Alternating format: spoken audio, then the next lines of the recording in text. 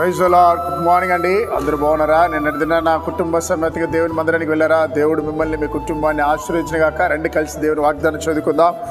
యోబు గ్రంథము 10వ అధ్యాయము 18వ వచనము. గర్భములో నుండి నీవే నన్ను వెలుపలికి రప్పించితివి. ప్రియులారా, ఒక అద్భుతమైన సంఘటన ఏంటంటే, తల్లి గర్భములో రూపించబడక ముందే కొన్ని కోట్ల కణాలు తల్లి గర్భంలోకి వెళ్తాయి. ఆ కోట్ల కణాల్లో ఏ కణమైతే గర్భసంచిలోకి వెళ్తుందో ఆ కణమే పిండంగా మారి బిడ్డగా మారి బయటకు వస్తుంది.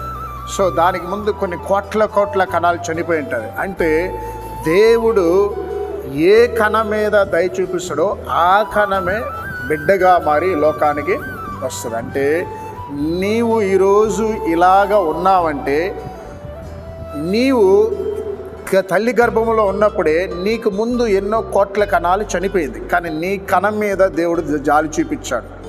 ఆ జాలి చూపించిన దేవుడు నీ తల్లి గర్భం నుంచి ఈ లోకానికి తీసుకొచ్చాడు. కాబట్టి ఈ లోకంలో నువ్వు ఇంతటి వాడయ్యావు, ఇంతటి దానవయ్యావు. ఈరోజు చదువుకొని ఉద్యోగం చేస్తున్నావు, చదువుకుంటున్నావు, వ్యాపారం చేసుకుంటున్నావు, ఇంకా అనేక విధాలుగా వర్ధిల్లుతున్నావు. ఏది దీని వెనకాల ఏంటంటే రహస్యమో, దేవుడు నిన్ను తల్లి గర్భంలోనే కనికరించాడు. ఆ కనికరించిన దేవునికి నువ్వు కృతజ్ఞత కలిగి ఉన్నావా? ఆ కనికరించిన దేవుణ్ణి స్తుతిస్తున్నావా? కాబట్టి జాగ్రత్త. ఏదో నీ యొక్క జ్ఞానమును బట్టి, నీకున్న చదువును బట్టి, నీకున్న తెలివితేటలను బట్టి అతిశయపడకు.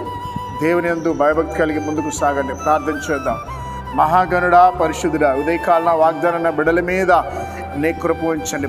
ముఖ్యంగా చిన్నపిల్లలు ఎవరైతే జ్వరాలతో బాధపడుతున్నారన్నా, హాస్పిటల్ అన్నా, పిల్లలనైనా ఆయా బలహీన స్థితిలో ఉన్నారో వారందరినీ గాయపడిన చేతులతో ఇప్పుడే ముట్టి బాగు చేయమని ప్రార్థిస్తున్నాం తండ్రి.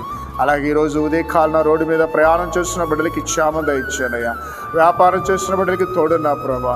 అయా ప్రభా, విడిపోయిన భార్య భర్తలు జతపరిచిన తండ్రి, సమాధానం లేని కుటుంబాలు సమాధానం దయచేయండి అయ్యా. ఈరోజునైనా అనారోగ్యంతో బాధపడుతున్నటువంటి ప్రతి బిడ్డని ముట్టి బాగు చేయమని, ప్రత్యేకించి పుట్టినరోజు వివాహం దినం జరుపుకున్న బిడ్డలు దీవించమని యేసు నామములో ప్రార్థిస్తున్నాం తండ్రి. ఆమేన్.